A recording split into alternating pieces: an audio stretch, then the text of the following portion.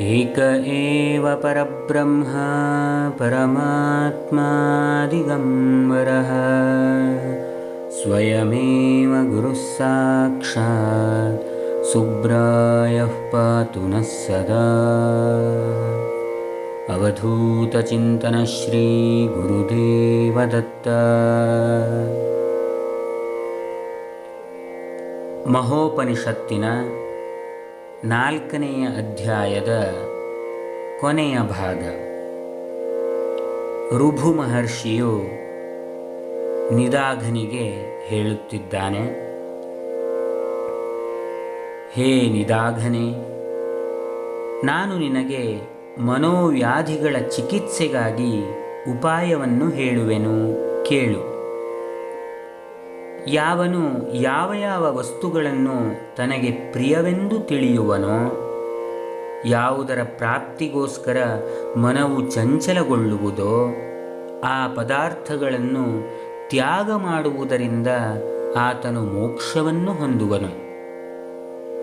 ಯಾರಿಗೆ ತಾನು ಇಚ್ಛಿಸಿದ ಸಾಂಸಾರಿಕ ಪದಾರ್ಥಗಳನ್ನು ತ್ಯಾಗ ಮಾಡುವುದು, ಏಕಾಂತ, ಆತ್ಮನಿಗ್ರಹ ಇವುಗಳು ಕಷ್ಟ ಸಾಧ್ಯವೆಂದು ಅನ್ನಿಸುವುದೋ, ಅಂತಹ ಮನುಷ್ಯರೂಪಿ ಕೀಟಕ್ಕೆ ಧಿಕ್ಕಾರ.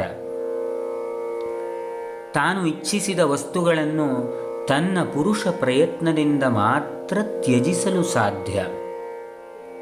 ಹಾಗೆ ಅವುಗಳನ್ನು ಪ್ರಯತ್ನಪೂರ್ವಕವಾಗಿ ಪರಿತ್ಯಾಗ ಮಾಡುವುದೇ ವಾಸ್ತವಿಕವಾಗಿ ಮನಸ್ಸಿನ ಶಾಂತಿಗಾಗಿ ಇರುವ ಶ್ರೇಷ್ಠ ಮಾರ್ಗವಾಗಿದೆ. ಇದಕ್ಕೆ ಹೊರತಾಗಿ ಬೇರೆ ಮಾರ್ಗ ಇಲ್ಲ. ಅಸಂಕಲ್ಪರೂಪವಾದ ಶಸ್ತ್ರದಿಂದ ಯಾವಾಗ ಈ ಚಿತ್ತವನ್ನು ತುಂಡರಿಸುವನೋ, ಆಗ ಸರ್ವಸ್ವರೂಪವು, ಸರ್ವಗತವು, ಶಾಂತವೂ ಆದ ಬ್ರಹ್ಮವು ಪ್ರಾಪ್ತವಾಗುವುದು. ಆದ್ದರಿಂದ ಪ್ರಪಂಚ ಭಾವನೆಯಿಂದ ರಹಿತನಾಗಿ, ಪ್ರಜ್ಞಾ ಸಂಪನ್ನನಾಗಿ, ವ್ಯಗ್ರಗೊಳ್ಳದೆ ಮನಸ್ಸನ್ನು ನಿಯಂತ್ರಿಸಿ ಚಿನ್ಮಾತ್ರನಲ್ಲಿ ಪ್ರತಿಷ್ಠಿತನಾಗು. ಹಾಗೆ ಮನಸ್ಸನ್ನು ನುಂಗಿ ಹಾಕಲ್ಪಟ್ಟ ಸ್ಥಿತಿಯೇ ಪರಮಪದವಾಗಿದೆ. ಶ್ರೇಷ್ಠವಾದ ಪುರುಷ ಪ್ರಯತ್ನದಿಂದ ಚಿತ್ತವನ್ನು ಜಡಾವಸ್ಥೆಗೆ ಕೊಂಡೊಯ್ದು ಹೃದಯಾಕಾಶದಲ್ಲಿ ಆತ್ಮವನ್ನು ಧ್ಯಾನಿಸುತ್ತಾ ಚೈತನ್ಯ ತತ್ವಕ್ಕೆ ಅಂಟಿಕೊಂಡಿರುವ ಮನಸ್ಸನ್ನು ಜ್ಞಾನರೂಪವಾದ ಚಕ್ರದ ತೀಕ್ಷ್ಣ ಧಾರೆಯಿಂದ ನಿಶ್ಶಂಕನನ್ನಾಗಿ ಮಾಡು. ಹೀಗೆ ಮಾಡುವುದರಿಂದ ಕಾಮಾದಿ ಶತ್ರುಗಳು ನಿನ್ನನ್ನು ಬಂಧಿಸುವುದಿಲ್ಲ. ಇವನು, ಅವನು, ನಾನು, ಇದು ಅದು, ಇದು ಅವನದು, ಇದು ನನ್ನದು, ಈ ರೀತಿಯ ಭಾವನೆಯೇ ಮನಸ್ಸು. ಈ ಭಾವನೆಯನ್ನು ತ್ಯಾಗ ಮಾಡುವುದರಿಂದ ಕತ್ತಿಯಿಂದ ಕತ್ತರಿಸಲ್ಪಟ್ಟಂತೆ ಮನಸ್ಸು ನಾಶ ಹೊಂದುವುದು. ಶರತ್ಕಾಲದ ಆಕಾಶದಲ್ಲಿ ಹರಡಿರುವ ಮೋಡಗಳು ಗಾಳಿಯ ಹೊಡೆತಕ್ಕೆ ಹೇಗೆ ಲೀನವಾಗುವವೋ, ಅದೇ ರೀತಿ ಸದ್ವಿಚಾರಗಳಿಂದ ಮನಸ್ಸು ಲೀನವಾಗುವುದು. ಪ್ರಳಯ ಕಾಲದ ಎಲ್ಲ ಗಾಳಿಗಳು ಒಮ್ಮೆಗೇ ಬೀಸಲಿ, ಸಾಗರಗಳೆಲ್ಲ ಒಂದಾಗಿ ಹರಿಯಲಿ, ದ್ವಾದಶಾದಿತ್ಯರು ಒಮ್ಮೆಲೇ ತಪಿಸಲಿ, ಹಾಗಿದ್ದರೂ ಮನೋರಹಿತನಾದವನಿಗೆ ಸ್ವಲ್ಪವೂ ನಷ್ಟವಿಲ್ಲ. ಸಂಕಲ್ಪರಾಹಿತ್ಯವೆಂಬ ಒಂದೇ ಒಂದು ಸಾಧನದಿಂದ ಎಲ್ಲ ಸಿದ್ಧಿಗಳು ಪ್ರಾಪ್ತವಾಗುವವು. ಆದ್ದರಿಂದ ಆ ಪರಮ ಪದವನ್ನು ಆಶ್ರಯಿಸಿ ಸಂಕಲ್ಪಾಭಾವ ರೂಪವಾದ ಮೋಕ್ಷ ಸಾಮ್ರಾಜ್ಯದಲ್ಲಿ ಪ್ರತಿಷ್ಠಿತನಾಗು. ಚಂಚಲರಹಿತವಾದ ಮನಸ್ಸು ಎಲ್ಲೂ ಕಂಡುಬರುವುದಿಲ್ಲ. ಉಷ್ಣತೆಯು ಹೇಗೆ ಬೆಂಕಿಯ ಸ್ವಭಾವವೋ, ಹಾಗೆ ಚಂಚಲತೆಯು ಮನಸ್ಸಿನ ಸ್ವಭಾವ. ಚಂಚಲ ಸ್ವಭಾವವುಳ್ಳ ಸ್ಪಂದನ ಶಕ್ತಿಯು ಮನಸ್ಸಿನ ಸ್ವಾಭಾವಿಕ ಧರ್ಮವಾಗಿದೆ. ಈ ಮಾನಸಿಕ ಶಕ್ತಿಯು ಜಗತ್ತಿನ ಹುಸಿ ತೋರುವಿಕೆಯ ರೂಪವಾಗಿರುವುದೆಂದು ತಿಳಿ. ಮನಸ್ಸು ಯಾವಾಗ ಚಾಂಚಲ್ಯರಹಿತವಾಗುವುದೋ ಅದನ್ನೇ ಅಮೃತ ಸ್ವರೂಪವೆನ್ನುವರು. ಅದೇ ತಪಸ್ಸು. ಇದನ್ನೇ ಶಾಸ್ತ್ರೀಯ ಸಿದ್ಧಾಂತ ರೀತ್ಯ ಮೋಕ್ಷವೆನ್ನುವರು. ಮನಸ್ಸಿನ ಚಂಚಲತೆಯೇ ಅವಿದ್ಯೆ. ಅವಿದ್ಯೆಯು ವಾಸನಾರೂಪವಾಗಿದೆ. ಶತ್ರುವಿನಂತಿರುವ ಆ ವಾಸನೆಯನ್ನು, ಅವಿದ್ಯೆಯನ್ನು ವಿಚಾರದಿಂದ ನಾಶ ಮಾಡು. ಪಾಪರಹಿತನಾದ ಹೇ ನಿದಾಘನೆ, ಪುರುಷ ಪ್ರಯತ್ನದಿಂದ ಯಾವ ಪದದಲ್ಲಿ ಮನಸ್ಸನ್ನು ಯೋಜಿಸುವೆಯೋ ಆ ಪದವನ್ನು ಹೊಂದಿ ನಿರ್ವಿಕಲ್ಪ ಸಮಾಧಿಯನ್ನು ಹೊಂದು. ಆದ್ದರಿಂದ ಪುರುಷ ಪ್ರಯತ್ನವನ್ನು ಆಶ್ರಯಿಸಿ ಚಂಚಲ ಮನಸ್ಸನ್ನು ದೃಢ ಬುದ್ಧಿಯಿಂದ ವಶಪಡಿಸಿಕೊಂಡು ಶೋಕರಹಿತವಾದ ಅವಸ್ಥೆಯನ್ನು ಆಶ್ರಯಿಸಿ ಆತಂಕರಹಿತನಾಗಿ ಶಾಂತಿಯನ್ನು ಹೊಂದು. ವಿಷಯ ವಿಕಾರದಿಂದ ರಹಿತವಾದ ಮನಸ್ಸೇ ನಿಜವಾಗಿ ಮನಸ್ಸನ್ನು ಪೂರ್ಣವಾಗಿ ನಿರೋಧ ಮಾಡಲು ಸಮರ್ಥವಾಗುವುದು. ಹೇಗೆಂದರೆ ರಾಜನೊಬ್ಬನನ್ನು ಪರಾಜಯಗೊಳಿಸಲು ಇನ್ನೊಬ್ಬ ರಾಜನೇ ಸಮರ್ಥನಾಗುವನು.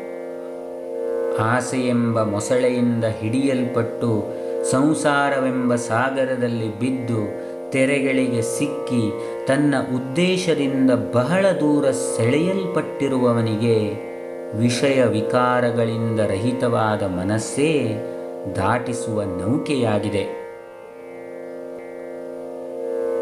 ಹೇ ನಿದಾಘ, ಈ ರೀತಿ ವಿಷಯರಹಿತವಾದ ಮನಸ್ಸಿನಿಂದ ಈ ಪರಮ ಬಂಧನ ರೂಪವಾದ ಮನಸ್ಸೆಂಬ ಪಾಶವನ್ನು ಕತ್ತರಿಸು. ಸ್ವತಃ ನೀನೇ ಈ ಸಂಸಾರ ಸಾಗರದಿಂದ ನಿನ್ನನ್ನು ಉದ್ಧರಿಸಿಕೊಳ್ಳಬೇಕು. ಬೇರೆ ಯಾರೊಬ್ಬರಿಂದಲೂ ಈ ಸಂಸಾರ ಸಾಗರದಿಂದ ನಿನ್ನನ್ನು ದಾಟಿಸಲು ಸಾಧ್ಯವಿಲ್ಲ. ಸ್ವರೂಪವನ್ನು ಮರೆಮಾಡುವ ತನ್ನೊಳಗಿರುವ ಮನೋರೂಪಿಯಾದ ವಾಸನೆಯು ಯಾವಾಗ ಪ್ರಕಟವಾಗುವುದೋ ಆಗ ಅದನ್ನು ಪ್ರಾಜ್ಞನಾದವನು ನಾಶ ಮಾಡಿಕೊಳ್ಳಬೇಕು. ಏಕೆಂದರೆ ಹೀಗೆ ಮಾಡುವುದರಿಂದ ಅವಿದ್ಯೆಯು ನಾಶವಾಗುತ್ತದೆ. ಮೊದಲು ಭೋಗ ವಾಸನೆಯನ್ನು ತ್ಯಜಿಸು, ನಂತರ ಭೇದ ವಾಸನೆಯನ್ನು ತ್ಯಜಿಸು, ತದನಂತರ ಭಾವ ಅಭಾವ ಈ ಎರಡನ್ನೂ ಪರಿತ್ಯಜಿಸಿ ನಿರ್ವಿಕಲ್ಪನಾಗಿ ಪೂರ್ಣ ಸುಖಿಯಾಗು. ಮನಸ್ಸಿನ ನಾಶವನ್ನೇ ಅವಿದ್ಯೆಯ ನಾಶವೆಂದಿದ್ದಾರೆ. ಮನಸ್ಸಿನ ಮುಖಾಂತರ ಯಾವುದು ತಿಳಿದು ಬರುವುದೋ ಆ ವಿಷಯಗಳಲ್ಲಿ ಒಮ್ಮೆಯೂ ಆಸಕ್ತಿಯನ್ನು ತಾಳಬೇಡ. ಆಸಕ್ತಿಯನ್ನು ಬಿಡುವುದೇ ಮೋಕ್ಷ, ಆಸಕ್ತನಾಗುವುದೇ ದುಃಖ. ವಾಸ್ತವವಾಗಿ ಅವಿದ್ಯೆಯೆಂಬುದು ಇಲ್ಲವೇ ಇಲ್ಲ. ಆದರೆ ಯಾರಲ್ಲಿ ಪ್ರಜ್ಞೆ ಇರುವುದಿಲ್ಲವೋ ಅವನಲ್ಲಿ ಅವಿದ್ಯೆಯು ಕಂಡುಬರುತ್ತದೆ. ಚೆನ್ನಾಗಿ ಪ್ರಜ್ಞಾ ಸಂಪನ್ನನಾದ ಮನುಷ್ಯನಲ್ಲಿ ನಾಮ ಮಾತ್ರವೇ ಇರುವ ಅವಿದ್ಯೆಯು ಹೇಗೆ ತಾನೇ ಇರಬಲ್ಲದು? ಅವಿದ್ಯೆಯನ್ನು ನಾಶ ಮಾಡುವಂತಹ ಮೋಹನಾಶಕವಾದ ಆತ್ಮ ಸಾಕ್ಷಾತ್ಕಾರದ ಆಕಾಂಕ್ಷೆಯು ಸ್ವಯಂ ಎಲ್ಲಿಯವರೆಗೆ ಉತ್ಪನ್ನವಾಗುವುದಿಲ್ಲವೋ ಅಲ್ಲಿಯವರೆಗೆ ಆ ಅವಿದ್ಯೆಯೆಂಬುದು ಜೀವಿಯನ್ನು ತನ್ನೊಂದಿಗೆ ಕರೆದುಕೊಂಡು ಹೋಗಿ ದುಃಖಗಳೆಂಬ ಕಂಟಕಗಳಿಂದ ಕೂಡಿರುವ ಸಂಸಾರವೆಂಬ ಪ್ರತಾಪದಲ್ಲಿ ಆತನನ್ನು ತಳ್ಳುತ್ತದೆ. ಸಮ್ಯಕ್ ಪ್ರಜ್ಞೆಯುಳ್ಳವರನ್ನು ಅವಿದ್ಯೆಯು ಏನೂ ಮಾಡಲಾರದು. ಈ ಅವಿದ್ಯೆಯು ಯಾವಾಗ ಪರಮಾತ್ಮ ತತ್ವದ ಕಡೆ ಮುಖ ಮಾಡುವುದೋ ಆಗ ಅದು ಸ್ವಯಂ ನಾಶವನ್ನು ಹೊಂದುವುದು. ಸರ್ವಾತ್ಮ ಬೋಧ ಉಂಟಾಗಲು ಅವಿದ್ಯೆಯು ತನ್ನಷ್ಟಕ್ಕೆ ತಾನೇ ವಿಲಯವನ್ನು ಹೊಂದುತ್ತದೆ. ಅವಿದ್ಯೆಯು ಇಚ್ಛಾರೂಪವಾಗಿರುವುದು. ಇಚ್ಛೆಯು ಪೂರ್ಣವಾಗಿ ನಷ್ಟವಾಗುವುದೇ ಮೋಕ್ಷ. ಆ ಇಚ್ಛೆಯ ನಾಶವಾದರೂ ಸಂಕಲ್ಪವನ್ನು ಪೂರ್ಣವಾಗಿ ತ್ಯಾಗ ಮಾಡಿದಾಗ ಉಂಟಾಗುತ್ತದೆ. ಹೇಗೆ ಆಕಾಶದಲ್ಲಿ ಸೂರ್ಯನು ಪ್ರಕಾಶಿಸಲಾಗಿ ಮೋಡಗಳ ರಾಶಿಯು ಕ್ಷೀಣಿಸುವುದೋ ಹಾಗೆ ಮನವೆಂಬ ಆಕಾಶದಲ್ಲಿ ಜ್ಞಾನ ಸೂರ್ಯನು ಪ್ರಕಾಶಿಸಲಾಗಿ ವಾಸನೆ ಎಂಬ ಕತ್ತಲೆಯು ನಾಶವಾಗುವುದು. ಚಿತ್ತ ಸಂಬಂಧಿಯಾದ ವಾಸನೆಯಿಂದ ರಹಿತವಾದಂತಹ ಎಲ್ಲೆಡೆ ವ್ಯಾಪಿಸಿರುವಂತಹ ಅನಿರ್ವಚನೀಯವಾದ ಜ್ಞಾನ ಸ್ಥಿತಿಯನ್ನು ಹೊಂದಿರುವಂತಹ ಆತ್ಮನನ್ನೇ ಪರಮೇಶ್ವರನೆಂದು ಕರೆಯುವರು. ಈ ಎಲ್ಲವೂ ಬ್ರಹ್ಮವೇ ಇರುತ್ತದೆ. ಅದು ನಿತ್ಯವೂ ಚಿದ್ಘನ ಸ್ವರೂಪವೂ ಅವ್ಯಯವೂ ಆಗಿರುವುದು. ಅದನ್ನು ಬಿಟ್ಟು ಮನವೆಂಬುದು ಕೇವಲ ಕಲ್ಪನೆಯಷ್ಟೇ. ಅದರ ಅಸ್ತಿತ್ವ ಎಲ್ಲೂ ಇರುವುದಿಲ್ಲ. ಈ ಮೂರು ಲೋಕಗಳಲ್ಲಿ ಯಾರೂ ಹುಟ್ಟುವುದೂ ಇಲ್ಲ, ಸಾಯುವುದೂ ಇಲ್ಲ. ತೋರಿ ಬರುವ ಭಾವ ವಿಕಾರಗಳೆಲ್ಲ ಅಸ್ತಿತ್ವರಹಿತವಾದವುಗಳೇ ಆಗಿವೆ. ಏಕಮಾತ್ರನು, ಕೇವಲ ಭಾಸರೂಪನು, ಸರ್ವವ್ಯಾಪಿಯು, ಅವ್ಯಯನು, ಮನೋವಿಷಯಗಳನ್ನು ಅನುಸರಿಸದೇ ಇರುವವನು ಆದ ಕೇವಲ ಚಿನ್ಮಾತ್ರನು ಮಾತ್ರ ಅಸ್ತಿತ್ವ ಉಳ್ಳವನಾಗಿದ್ದಾನೆ. ಅಂತಹ ನಿತ್ಯನು, ಶುದ್ಧನು, ಸರ್ವವ್ಯಾಪಿಯು, ಚಿನ್ಮಾತ್ರನು, ಉಪದ್ರವರಹಿತನು, ಶಾಂತ ಸ್ವರೂಪನು, ಶಮಾನ್ವಿತನು, ಸಮನು, ಭೋಗರಹಿತನು, ವಿಕಾರರಹಿತನೂ ಆದ ಚಿದಾತ್ಮನಲ್ಲಿ ಸ್ವಯಂ ಚಿತ್ತವೇ ಸ್ವಭಾವಾನುಸಾರ ಸಂಕಲ್ಪಪೂರ್ವಕವಾಗಿ ಓಡುತ್ತದೆ. ಚಿತ್ತದ ಈ ಸಂಕಲ್ಪರೂಪವಾದ ಅವಸ್ಥೆಯು ಸ್ವತಃ ನಿರ್ದುಷ್ಟವಾಗಿದ್ದರೂ ಮನನವನ್ನು ಮಾಡುವುದರಿಂದ ಮನವೆಂದು ಕರೆಯಲ್ಪಡುತ್ತದೆ. ಆದ್ದರಿಂದ ಸಂಕಲ್ಪದಿಂದಾಗಿ ಸಿದ್ಧವಾಗುವ, ಅಂದರೆ ಅಸ್ತಿತ್ವ ಉಳ್ಳದ್ದಾಗುವ ಮನಸ್ಸು ಸಂಕಲ್ಪದಿಂದಲೇ ನಷ್ಟವಾಗುವುದು.